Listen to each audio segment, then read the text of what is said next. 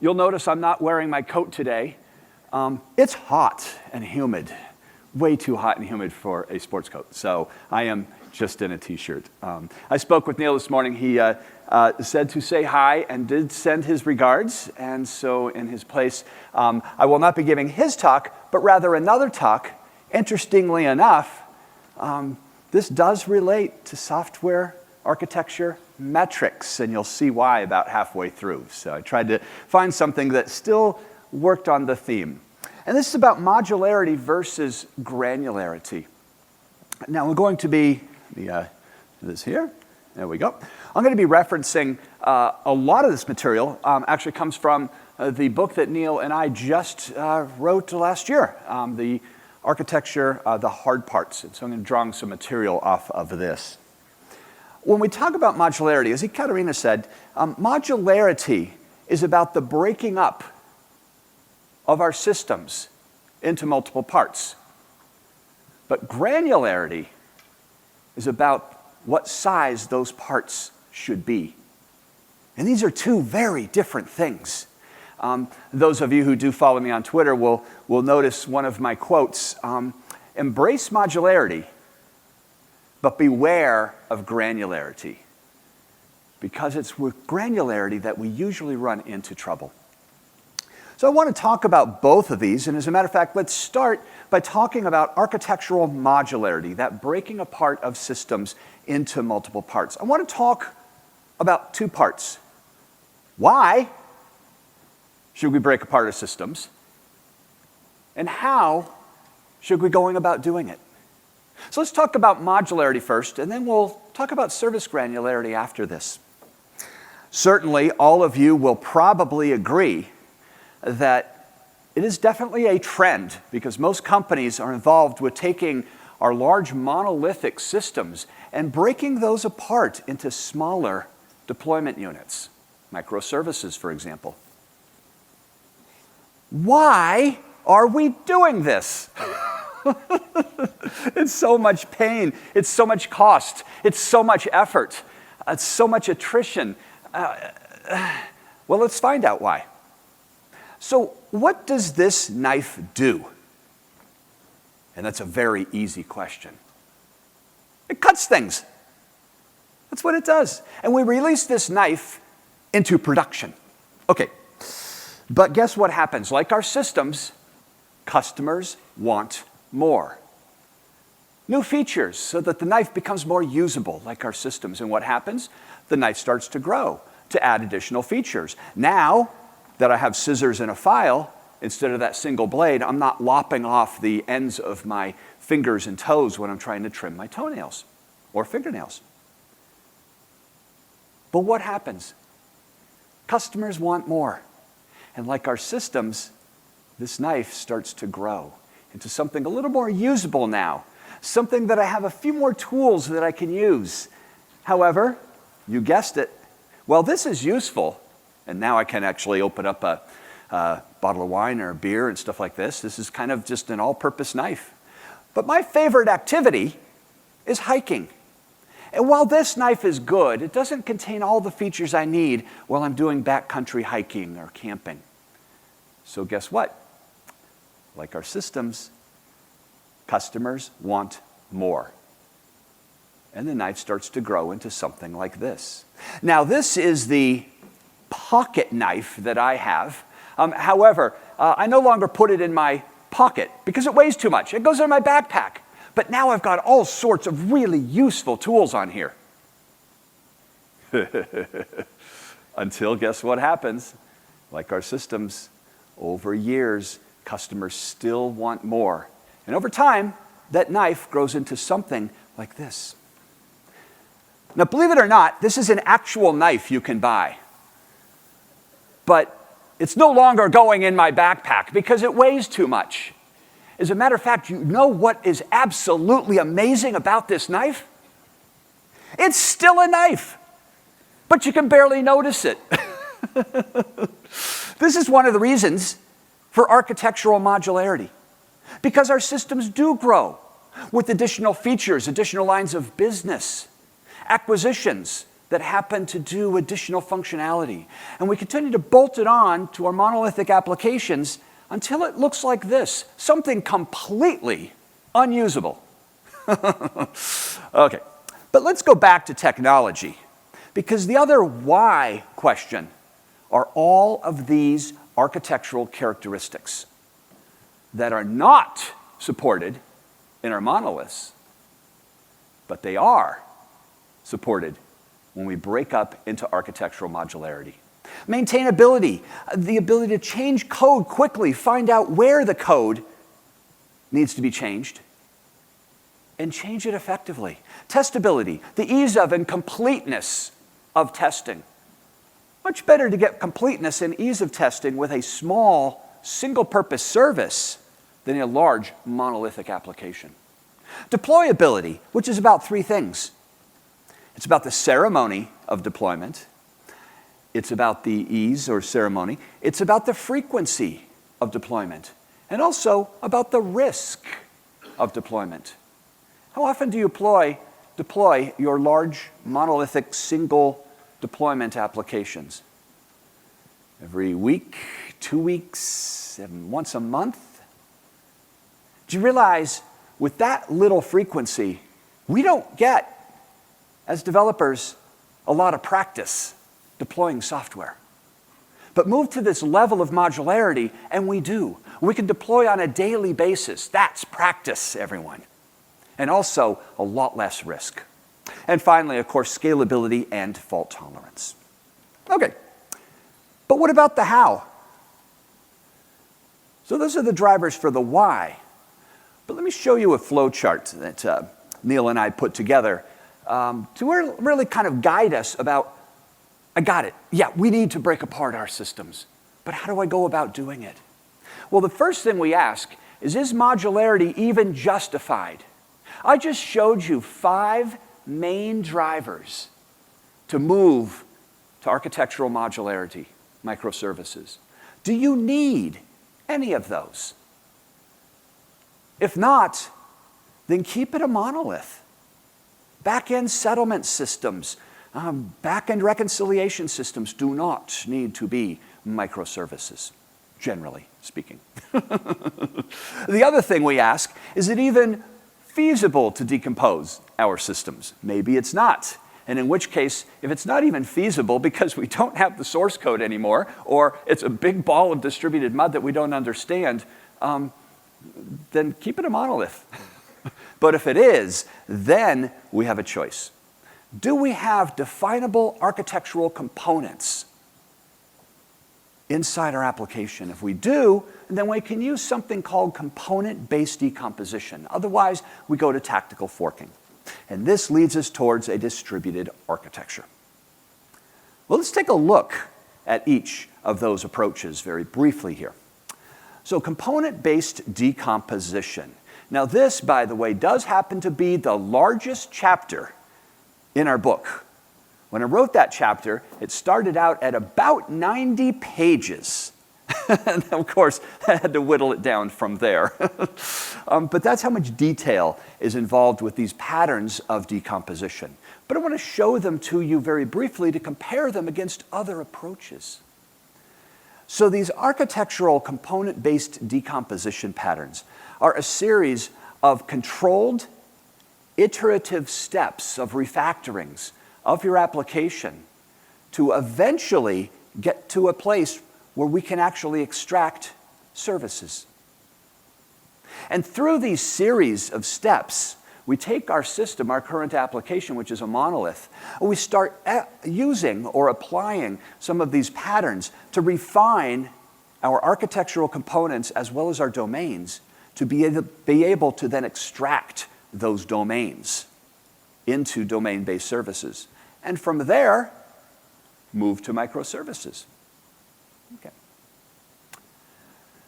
Let me show you a different approach.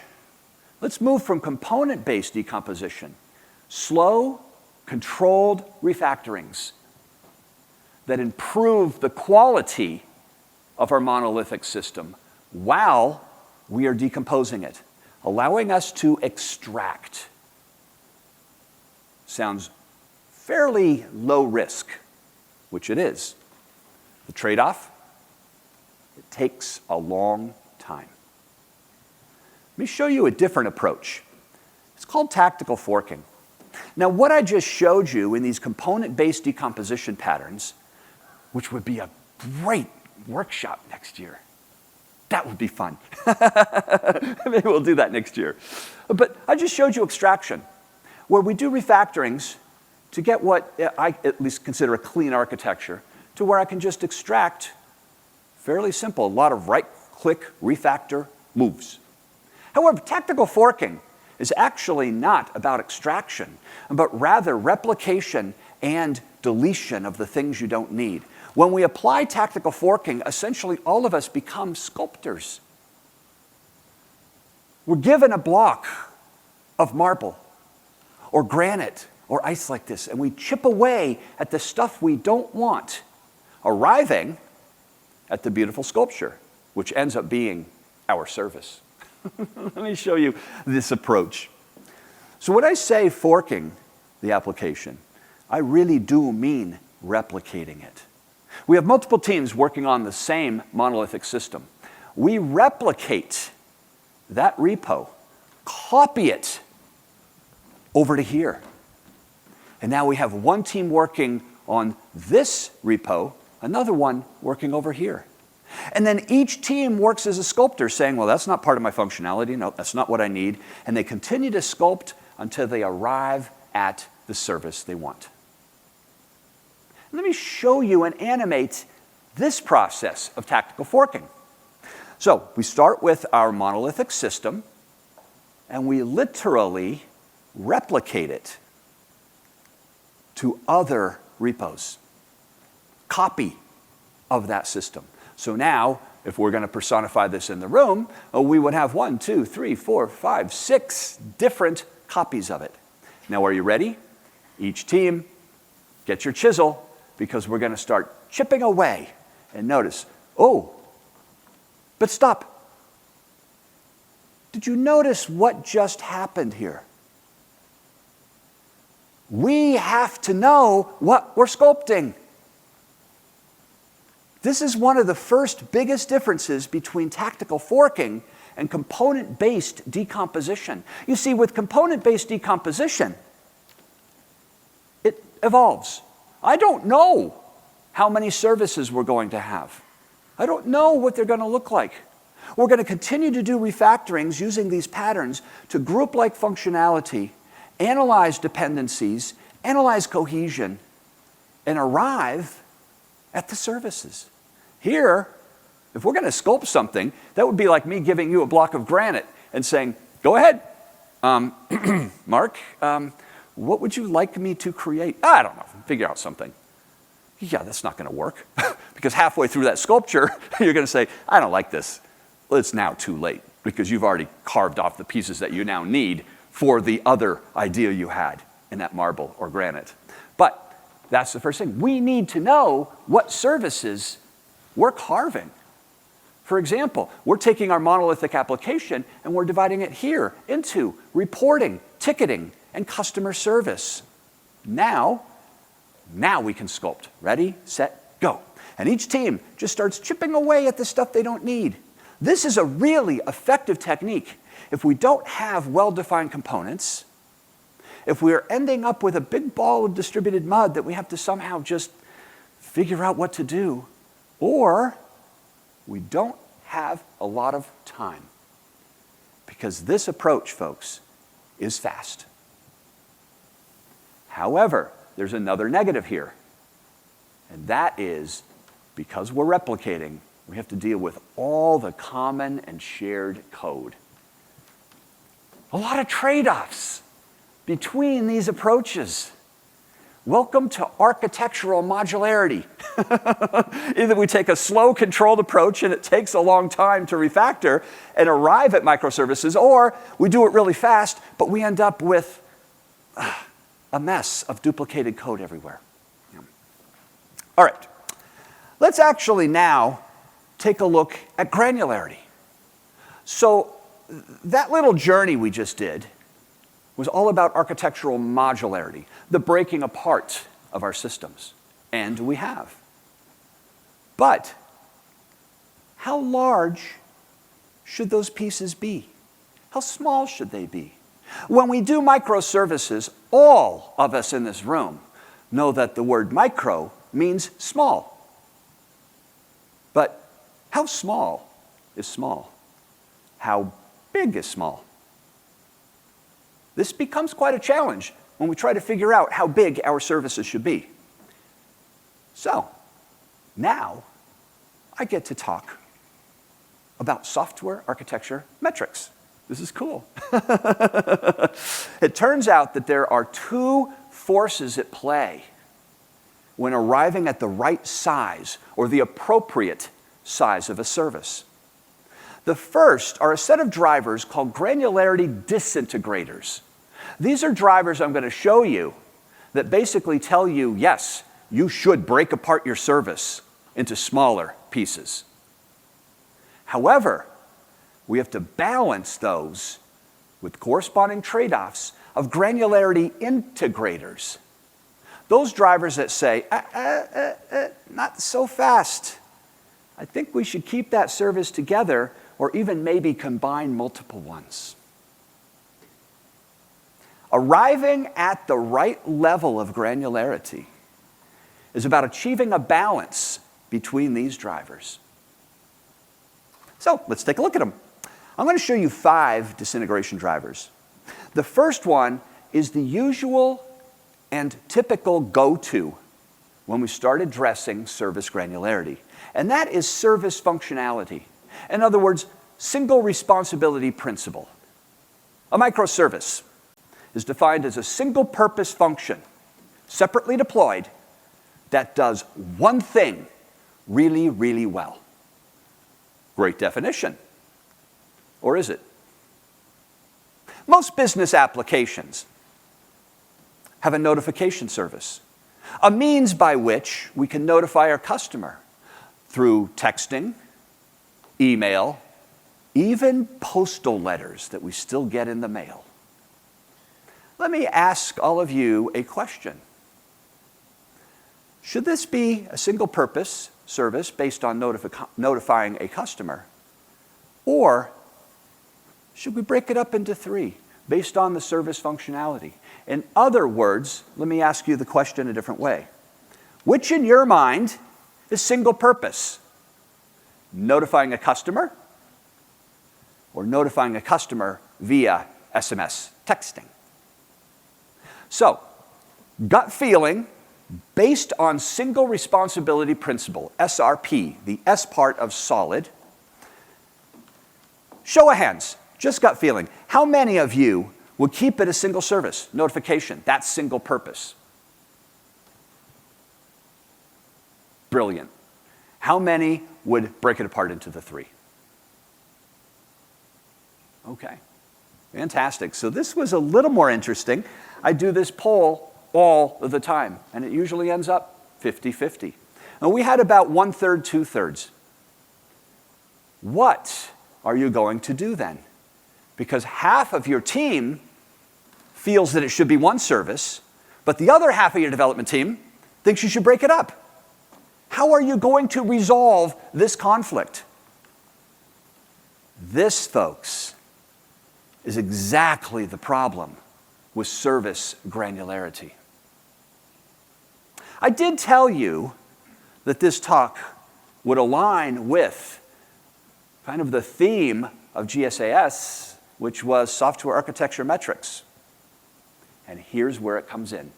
Let me show you 4 other drivers we can use that we can objectively do measurements to determine whether we should break apart a service. You see, single responsibility principle, service functionality, cohesion, these are all the same thing, is too subjective. My opinion is that we keep it one service. Your opinion is that that's too coarse-grained. It's not single-purpose enough. Do you notice the word I used? Opinion. Let me show you 4 other ways what we can measure. And the first of those is code volatility. This is very similar to volatility-based decomposition. So let's go back to our notification service. One of the things I can actually measure fairly quickly is this. Are there areas of the code in this single service that change more rapidly than others? And in fact, I do a simple git command, retrieve history from the last 2 years, format it really nicely, and here's what I find out. The code in text and email, folks, rarely changes. As a matter of fact, according to this report, which I can show you, this is not just opinion, it's been 9 months since that code changed. However, the code in letter, not surprisingly because we all kind of knew it, but at least I can demonstrate it through a report from a query, that changes 1 to 2 times a week on average. Because you see, all of our letters are manifested through class files. And the legal team is continually changing the grammar of our letters. Now, anybody think data-driven might be a better approach for this? Yes, but it's not right now. So, what happens in this single service? First of all, 1 to 2 times a week, I've got a larger testing scope. I have a responsibility for testing, texting, and email because I might break them. My deployment scope is also a lot broader. I've got more deployment risk, and watch this, if I can't do a hot deploy, that means 1 to 2 times a week while I'm deploying letter, SMS texting, and email are not available. But if I break these up into 2 services, I've isolated the code change because the code rarely changes in notification, electronic notification, but it changes all the time in letter. Smaller testing scope, less deployment risk, and when I deploy, I'm not impacting text and email anymore. That's really hard to argue against, isn't it? That's what I mean about objective metrics that now justify no discussion. It's like, yeah, okay, let's do it. Next. That conversation, which took a week on the prior driver, now takes about 5 minutes. Okay. Let me show you another disintegration driver that we can also measure, and that's scalability and throughput. Do all the pieces of this single service scale the same? As a matter of fact, let's go back to notification. I love picking on this service. This is something I can measure. What's the throughput requests based on different functionality? And I do. And as a matter of fact, here are the results, folks. We send on average 220,000 texts per minute, 500 emails per minute, and on average, 1 letter a minute. What does this single service have to scale to? All that functionality has to scale to 220,000 requests a minute. But it gets more interesting than that, because yesterday I talked about a metric called mean time to start when we were looking at that test taker. And this impacts elasticity or responsiveness. Because look at how many texts I send, and this is due to mostly multi-factor authentication. Well, if I get a burst of users trying to sign in, how fast can I respond to that? Unfortunately, this service right here takes 3,400 milliseconds to start. Now, SMS texting starts immediately, 200 milliseconds. Email has to set up all these SMTP connection pools and all these instantiations. Letter actually goes out and starts looking for broadcasts from printers and checks the health to make sure they're active, because that's what that functionality does. It prints letters. So, mean time to start, as well as additional cost of scalability, are good drivers to break this service apart into 3 different services. Now I can have 10 instances of notification, 2 instances of email, and I only need 1 instance of letter out there.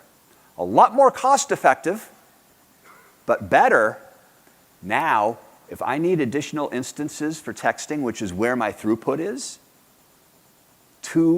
100 milliseconds mean time to start.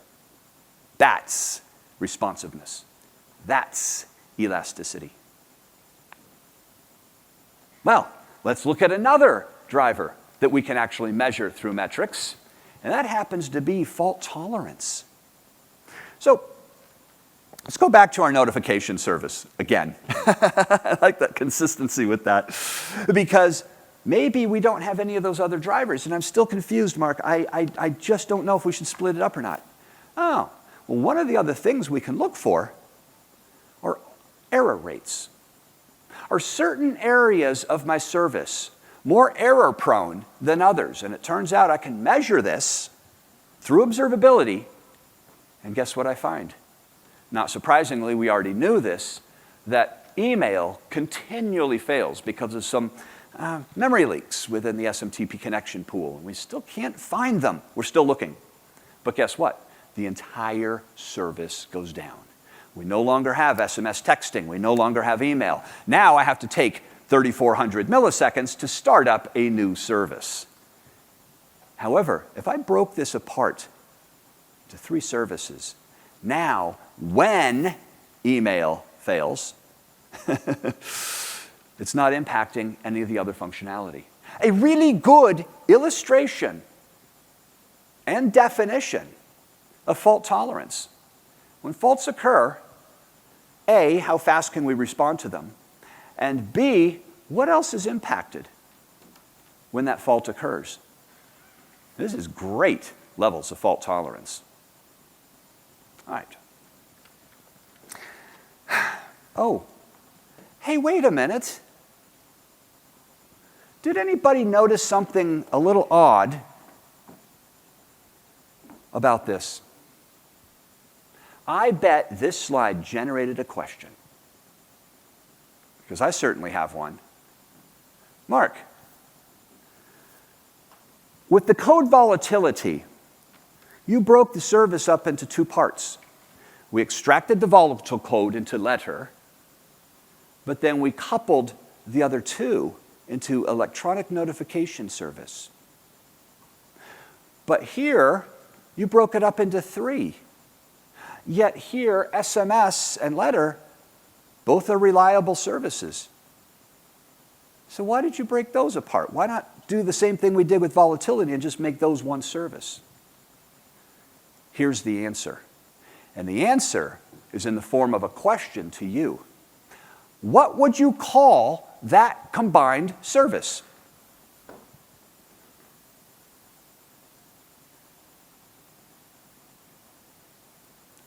Non-email service. Lovely. Yes. So self-describing. What does this do? That does email. What does this do? Non-email. All right. Now I got to go look at the code because I just don't know what kind of forms it does. Yeah. So non-email, that's a vote. Okay.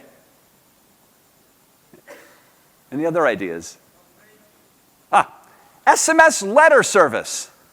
No, it gets even better than that. For those of you in spring, you're like, yeah. SMS letter notification service. Wonderful. Great. Next week, we're going to start notifying through Facebook Notifier. And then through Slack the week after. Now what do we do? SMS letter, Slack, Facebook notification service.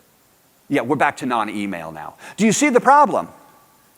We are actually traveling back to the first driver. Cohesion. Service functionality. That has low cohesion. And here is the trick. So I kept it as 2. Here's the good test for you. If you have trouble naming a service, chances are it's low cohesion. It should probably be multiple services. All right. Well, there is one more disintegration driver I want to show you, and that has to do with request access, security. Another good disintegration driver. We're going to do a different service this time, a customer profile.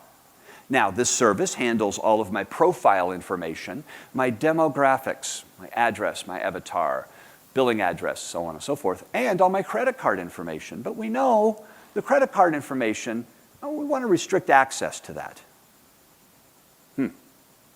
So we have requests coming north-south, meaning from a user interface, and also requests coming what's called east-west, inter-service communication.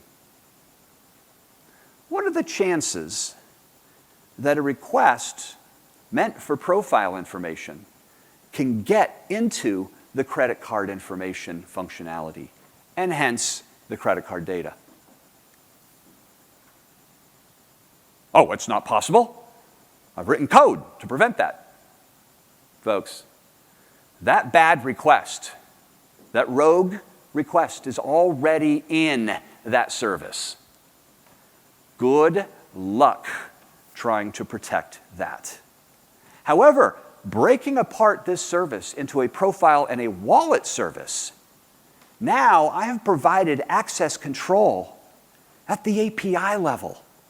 You're not even getting close to that service functionality where my code attempted to prevent you from executing any of that. It's another good driver. So isn't that wonderful? Utilizing metrics, we can actually objectively determine whether we should break up a service or not. It's no longer an opinion or a guessing game or a coin flip, whatever techniques you use today to determine whether you should break apart a service. All right, let's drink shots. If I fall down, service stays one. If you fall down, we break it apart. Go! Oh, there'd be a lot of fun games we could probably do about that. Yeah, I'll make up some other kind of driver for that. But that's only half the story. You see, we've got good drivers to break apart a service, but we have to balance those with trade-offs from integration drivers. Those drivers that say, no, you should keep that service together. And there are 3 of them that I want to show you. First one has to do with transactions. So here's the example. Let's say that I've got a profile service and I've chosen to break up the profile and password information for access control and code volatility. And those are the 2 drivers. But what happens now when I go to register a new customer? Well, profile and security info, both encrypted, come into the profile service. That's where the API is pointing to the endpoint in the service. Profile service says, oh yeah, that profile information's mine. So it does the insert into its database. But this security info, not mine, so it sends it encrypted over to the password service.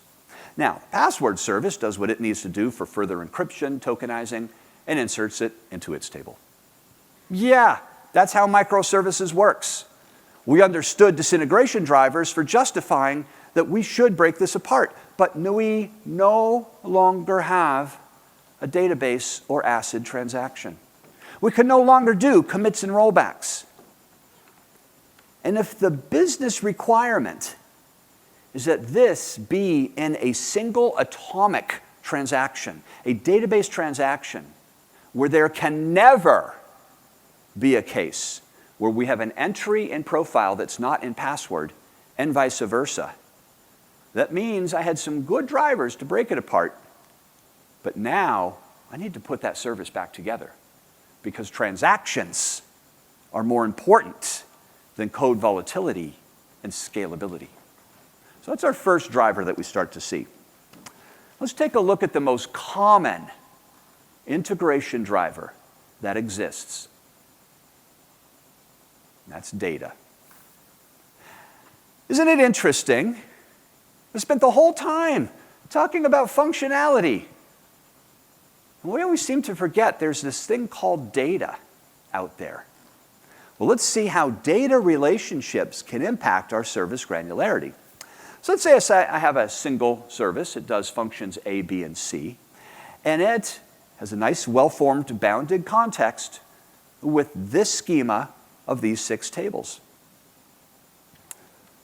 I go through all the various disintegration drivers, and I say, oh, yeah, this service should absolutely be broken apart into 3 parts.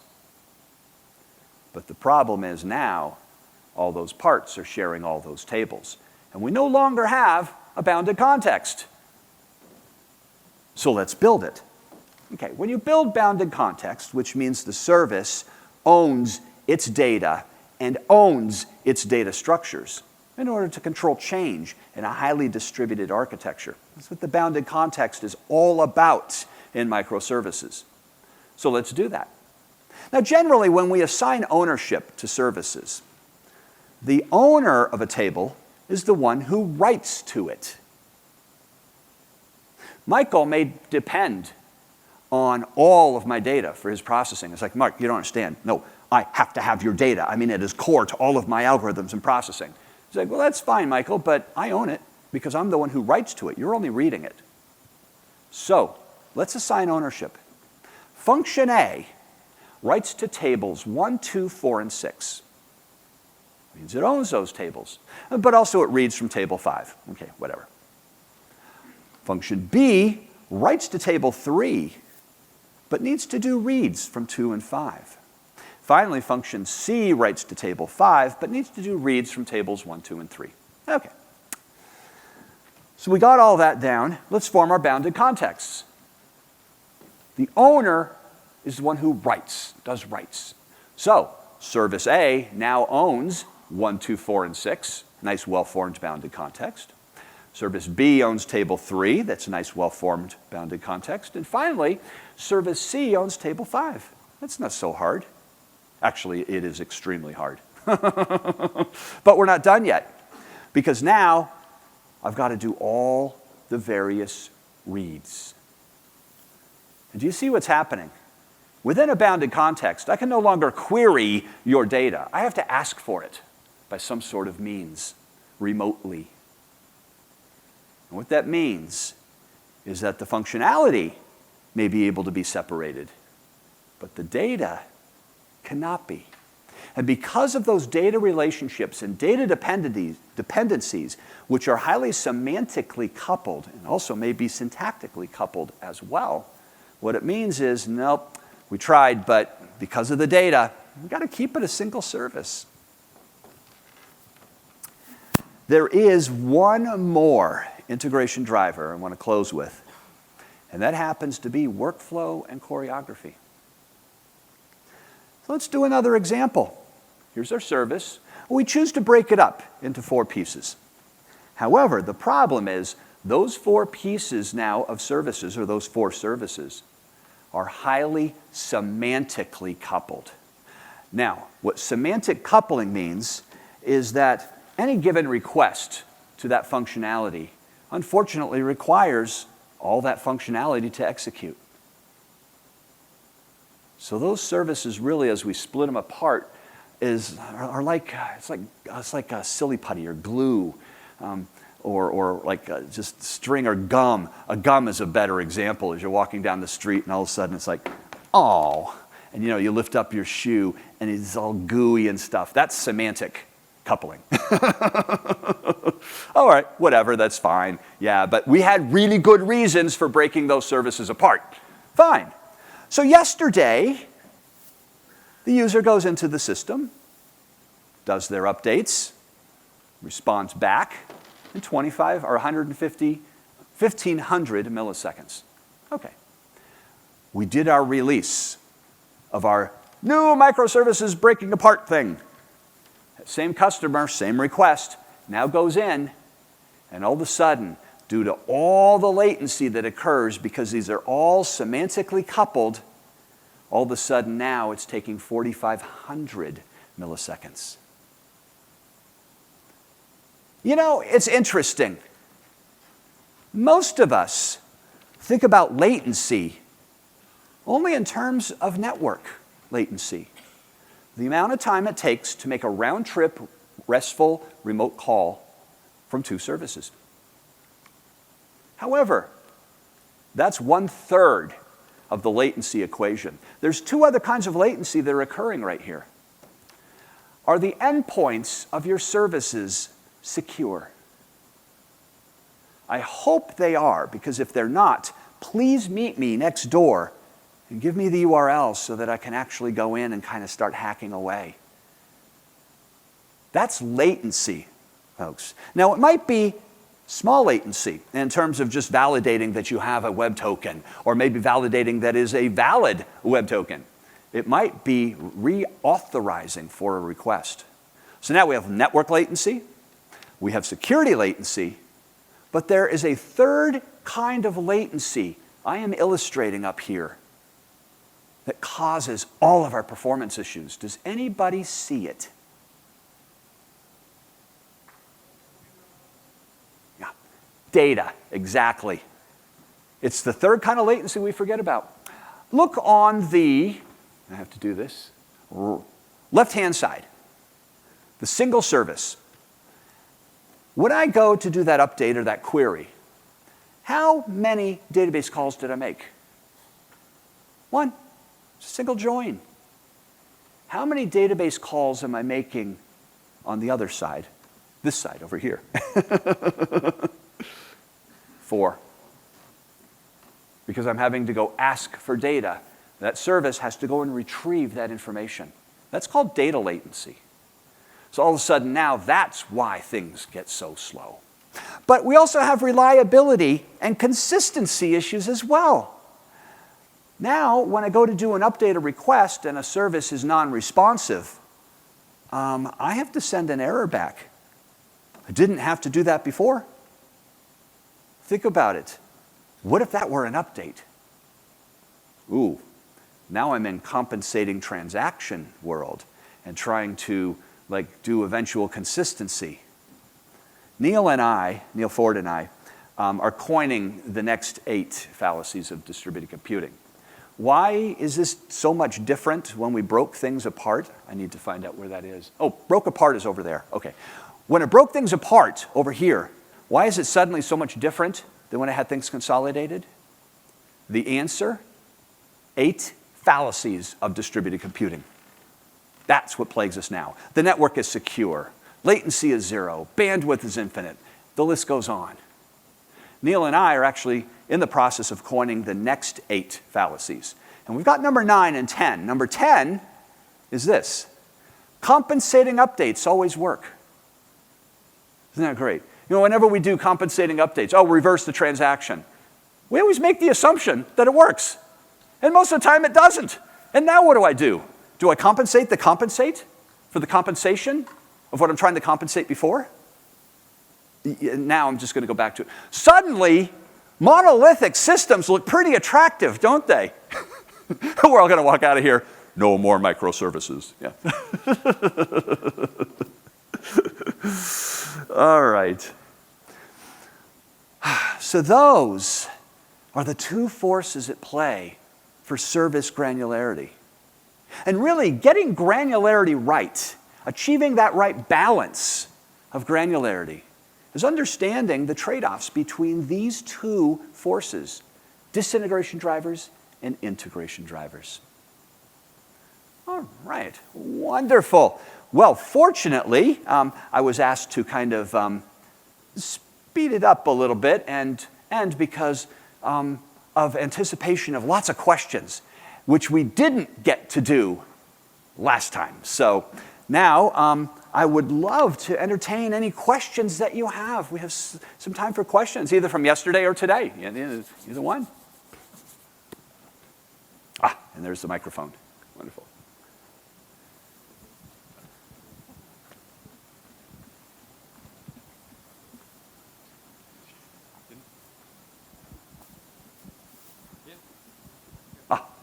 Good. I was afraid I was going to be, boy, that must have been a very thorough talk if no one has any questions. Yeah.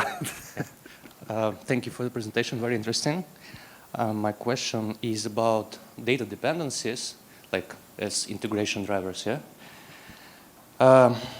What do you think about data mirroring as a solution to spend less time to the requesting internal server-to-server calls? So if I understand the question, it was what do I think about data mirroring as a way of resolving the data dependencies?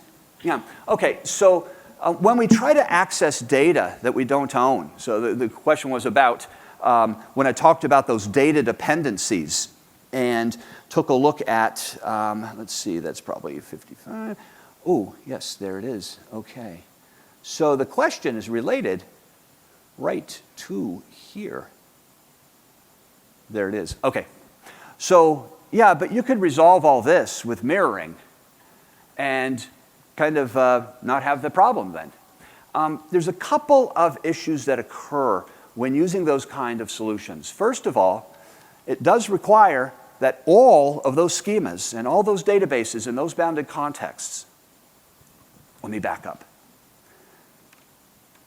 A microservice is a single-purpose service separately deployed which does one thing really well and owns its own data in a bounded context.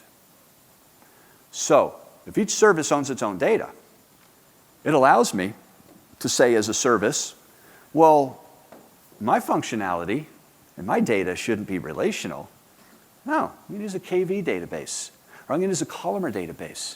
I have my choice of using whatever kind of database I want to either improve the structure and usage of that, or to increase some sort of operational characteristic like scalability or integrity.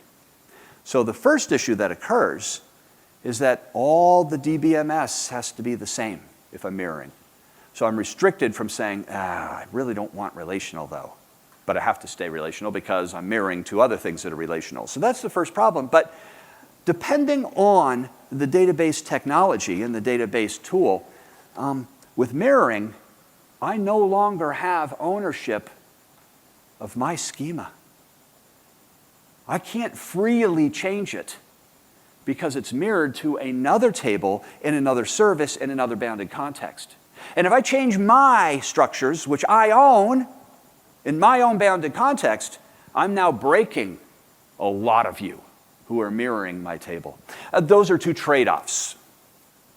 Those are issues, but I'm just saying those are the trade-offs with leveraging things like back-end mirroring or trying to manage views in microservices, which is the same kind of problem we have. Who owns the view? I can't change the structure of that view because I break everything. So anyways, that's, it is certainly an option.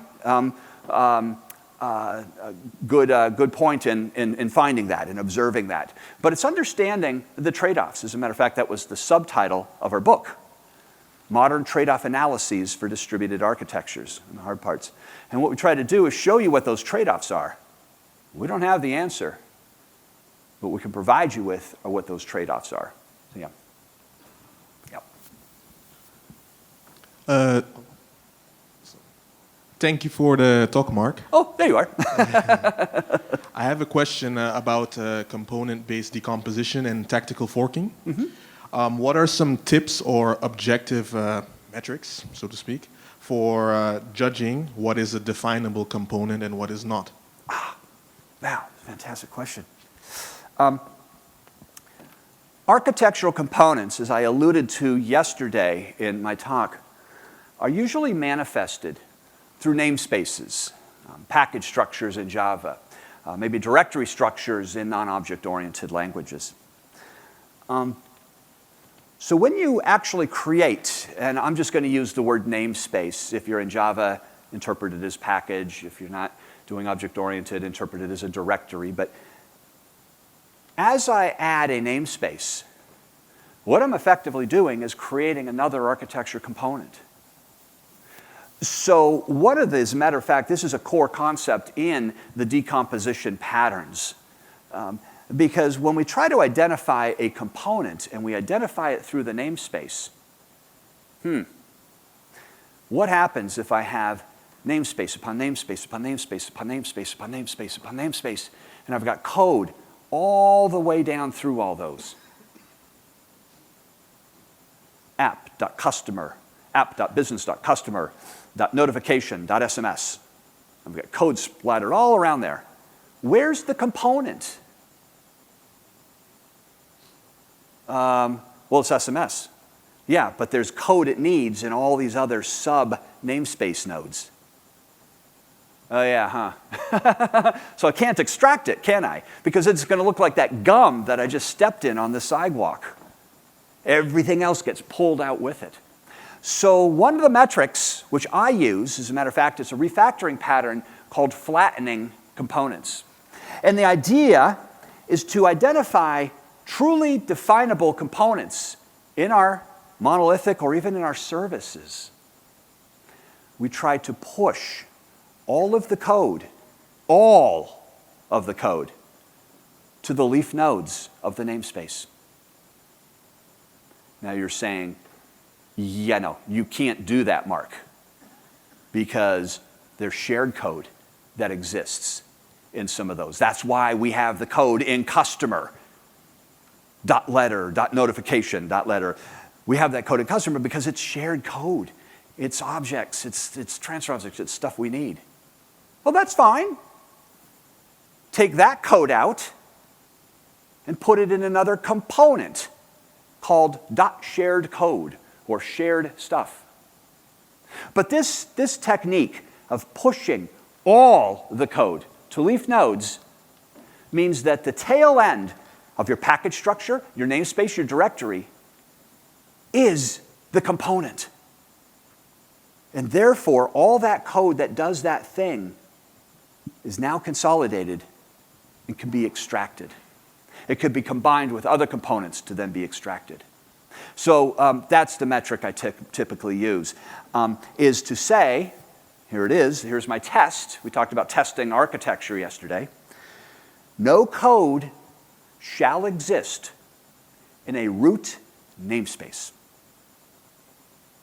A root namespace is identified by a namespace that is extended by another node. If I do that metric and that test, it ensures me that all code, shared and otherwise, is pushed out into identifiable components. So that's the test that I typically use. Yeah. And that is, in our book, that is the third pattern. It's called flattening components, and you can kind of read all about that. Or show up next year for the workshop. Assuming I'm invited. I may not be in that case. Well, you can catch me somewhere.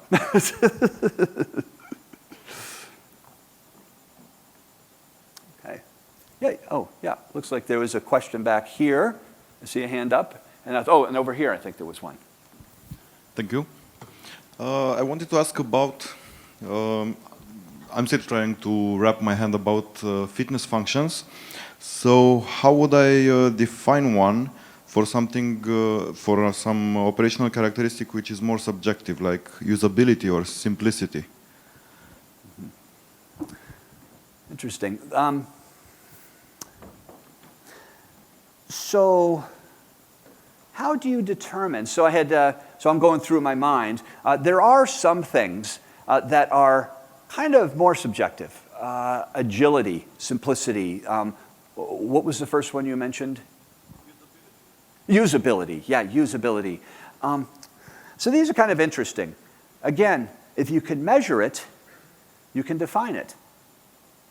What would we measure to determine the level of simplicity, which you are absolutely right, is very subjective, in our system? Maybe it's the amount of time it takes to make a code change. The amount of time it takes me to locate a bug and fix it. The amount of time it takes me to add new functionality. Those are some things I can measure to determine the level of simplicity. Usability. Now, usability is an interesting one. Agility. Let's talk about that one first, and then we'll say usability. So agility is the ability to respond quickly to change. Our systems must be agile. We must respond quickly to change because time to market, speed to market, is our most important thing in this company. Yeah, our systems are agile. Can you prove it? What would we measure? Same kind of things. How long did it take me to complete that ticket in Jira? Matter of fact, using something like Jira, I can actually write the fitness functions in Jira because I can trigger on the workflow based on when I mark a ticket as complete, and then it goes to test.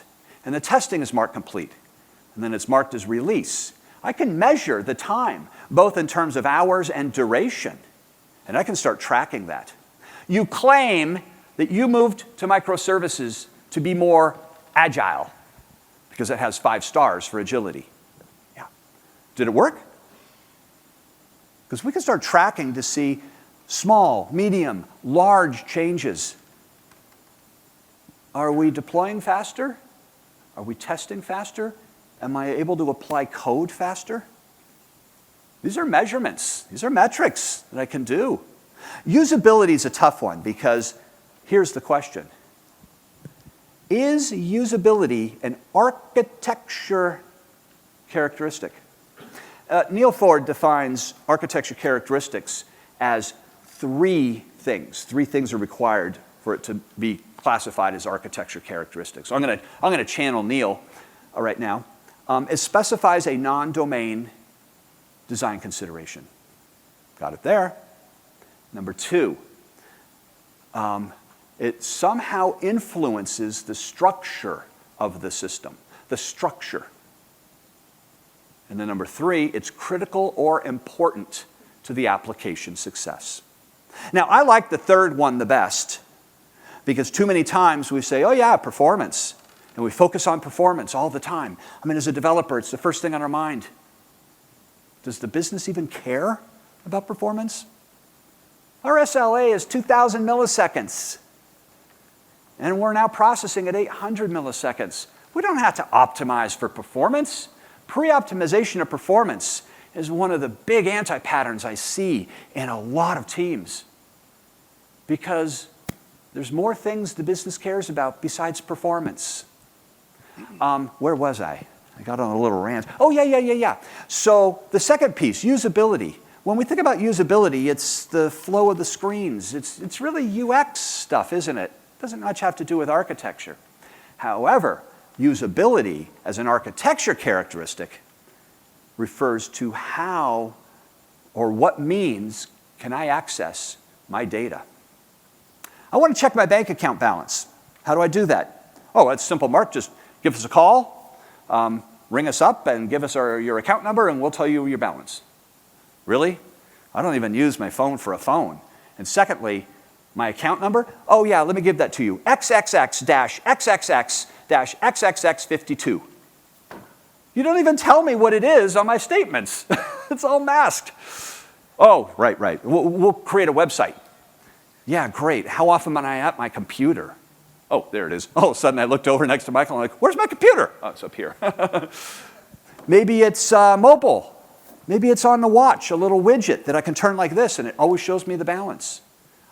One better from usability. We're developing a chip that we're going to plant right in your brain so that all you have to do is just say, wonder what my balance is, and you know it. That's usability from an architectural standpoint because I am actually changing the structure of my system with all those different access means. So yeah, usability is a tough one. I guess I could measure that by the number of complaints or the number of uses of the chips. I mean, we spent about 4 million euros to develop those chips. How many people are using them? 2. There's a metric. Great question, though, because you're right. A lot of these are subjective. So, I think we have time for one more question. Ekaterina, is that right? Or yeah, one more question, and I'll make sure the answer is short. Thank you very much. And the question is, what you're talking about, and many other presenters also, about modifying existing systems.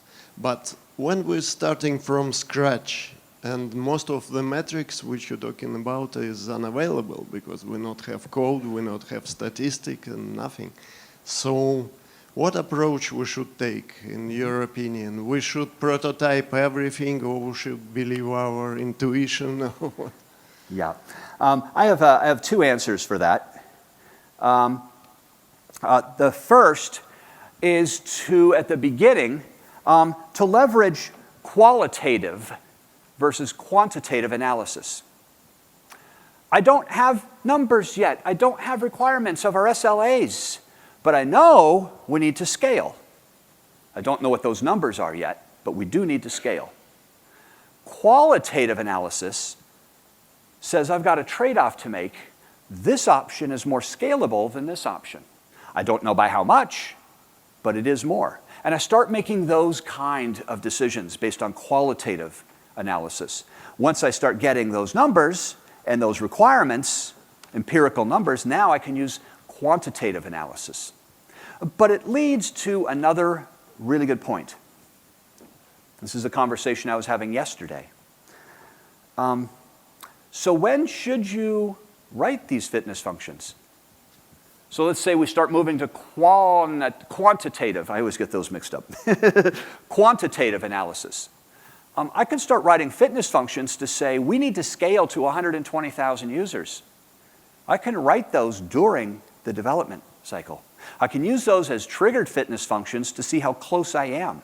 As a matter of fact, Neil Ford, who was going to be here on this stage, was actually going to introduce the concept of fitness function-driven architecture, which is exactly that.